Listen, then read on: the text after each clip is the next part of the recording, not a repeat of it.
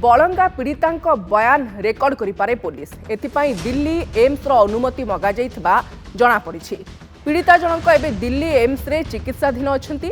सेपटे घटनार छानभिन करुछि क्राइमब्रांच 5 जणिया टीम, स्पेशल स्क्वाड 3टी टीम और गुइंदा विभागर स्वतंत्र टीम मध्य तदंतरे सामिल अछि।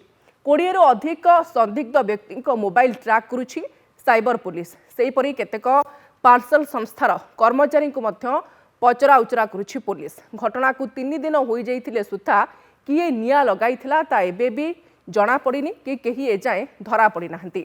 जबत होइतिबा चप्पल की अलंकार झियर नुहे बोली पीड़ितांक परिवार कहिबा परे घटना आहुरी रहस्य भितर को चली जाइछि। किरासिन को नहीं मध्य तदंत चलीछि। सेपटे घटनार अनुध्यान पई बलंगा थाना पहुंची कांग्रेस एक टीम। वरिष्ठ कांग्रेस नेता प्रसाद हरिचंदन सहित शताधिक नेता कर्मी सेठाकू जाई पुलिस सहित आलोचना करिसेंती। बलंगा एसरू एबे भी आमर अनवरत जो दिन ठारू घटना होती आमर इन्वेस्टिगेशन जारी रही। मल्टीपल टीम्स तार इन्वेस्टिगेशन कर एडिशनल एसपी नेतृत्व में से कैंप कराई। डीएसपी आईयूसीडब्ल्यू को तदंत हस्तांतर कराई।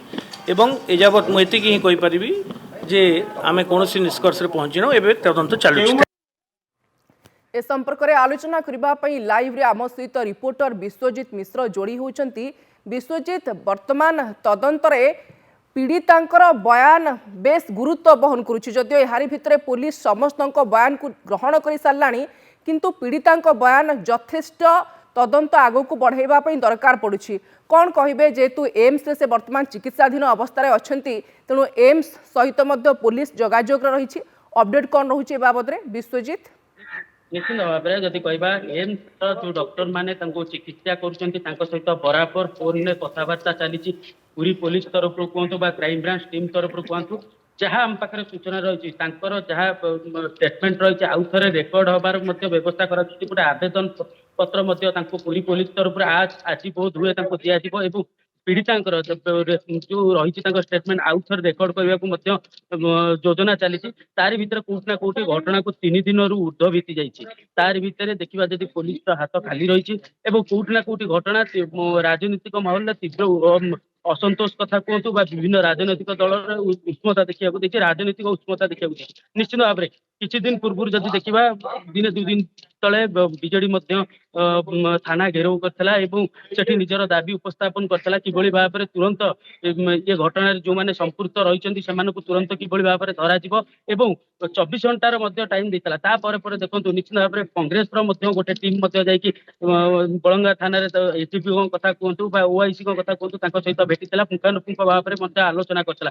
आज जदि कहवा जी वरिष्ठ नेता रही कांग्रेस प्रसाद हरिचंदन गोटे स्वतंत्र टीम सी आज आसी बलंगा थाना जो रही बलंगा थाना निकट में पहुंची ओआईसी और एसडीपीओ रही सहित ये पीड़िता घटना विषय संपूर्ण भाव में पुंखानुपुंख कि तदंत चली आलोचना करते।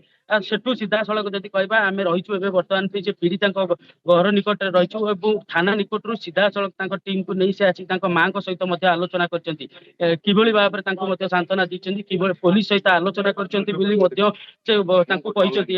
खूब शीघ्र पुलिस तदंत प्रक्रिया जारी रही दुर्बृत्त मान धरा गोटे प्रकार सांत्वना दी। निश्चित भाव में किसी कर्मी आम संग रही प्रथम सहित आलोचना करने को चाहिए। कौन कह घटना को 3 दिन ऊर्ध्व 3 दिन ऊर्ध्व बीती घटना केमी देखुं घटना गत शनिवार दिन 3 दिन 4 दिन पुलिस प्रशासन कौन किसी तालिका नहीं खोद उपमुख्यमंत्री आपण जो आज आसते आप टीम भेटिले कौन सब कथा आसामी धराई आज 4 दिन निश्चित भाव में गोटे कथा समस्त आसामी धराई विषय कि भाव में धरा जी से तुरंत एवं कार्य अनुष्ठान कि भाव में हम नहीं से आलोचना करते पुलिस संगे आउ कि नेत्री आम संगे रही सीधा सड़क सहित आलोचना करने को चाहिए।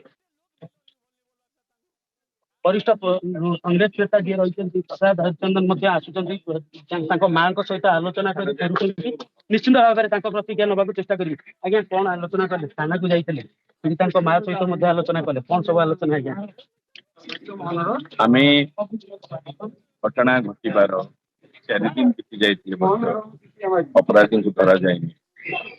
ଆମର ଉଦ୍ବେଗ ଗତକାଲି ପୁରୀ ଜିଲ୍ଲା ଆରକ୍ଷୀ ଏସ୍ପିଙ୍କ କାର୍ଯ୍ୟାଳୟ ଆଗରେ ସମ୍ପର୍କରେ କୁହାଯାଇଥିଲା ଏବଂ ଆଜି ଆମେ ଏଠିକି ଯେ ପ୍ରଦେଶ କଂଗ୍ରେସର ବରିଷ୍ଠ ନେତ୍ରୀ ପ୍ରଦେଶ କଂଗ୍ରେସ ସଭାପତି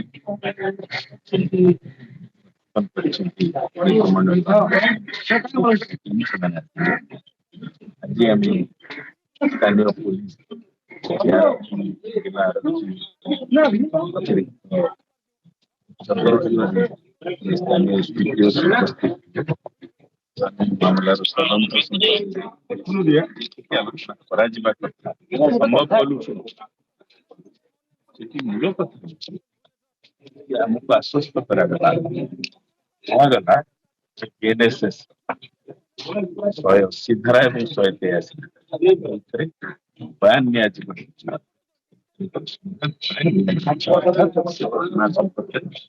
ସଂଜ୍ଞା କହିଛନ୍ତି କେମିତି ଘଟିଲା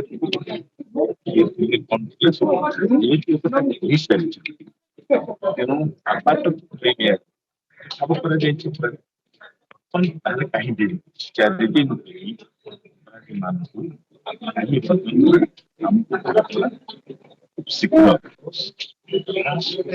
ଆଉ ଆମେ ଦ୍ୱିତୀୟ କଥା ଏବଂ କହିବେ ଏବଂ ଦ୍ୱିତୀୟ ଭାବରେ ଯେହେତୁ ଏ ଘଟଣାକୁ 4 ଦିନ ବିତି ସାରିଛି ଏବଂ ଯେଉଁମାନେ ଅଭିଯୁକ୍ତ ରହିଛନ୍ତି 3 ଜଣଙ୍କ କଥା ଯେହେତୁ ଉଠୁଛି ବିଶ୍ୱଜିତ, ସେ 3 ଜଣଙ୍କର ଏପର୍ଯ୍ୟନ୍ତ ପରିଚୟ ନ ମିଳିବା, ସେମାନେ କେଉଁ ଅଞ୍ଚଳର ନା ବାହାରୁ ଆସିକି ଏଭଳି କାଣ୍ଡ ଭିଆଇଛନ୍ତି, ଛାତ୍ରୀଙ୍କ ସହିତ ତାଙ୍କର କ'ଣ ସମ୍ପର୍କ ଥିଲା, ଯଦିଓ ପୁଲିସ ଏହାକୁ ନେଇକି ତନାଘନା କରୁଛି, ବିଭିନ୍ନ ଦିଗକୁ ନେଇ ପଚରାଉଚରା କରୁଛି, କିନ୍ତୁ ଅଭିଯୁକ୍ତଙ୍କ ସମ୍ପର୍କରେ କୌଣସି ଟେର୍ ନ ମିଳିପାରିବା ये बड़ आश्चर्य प्रश्नवाची सृष्टि करुछि। अनेक अनेक धन्यवाद विश्वजीत लाइव रे जोड़ी होइथारु ए संपर्क में सविशेष चर्चा करिथारु।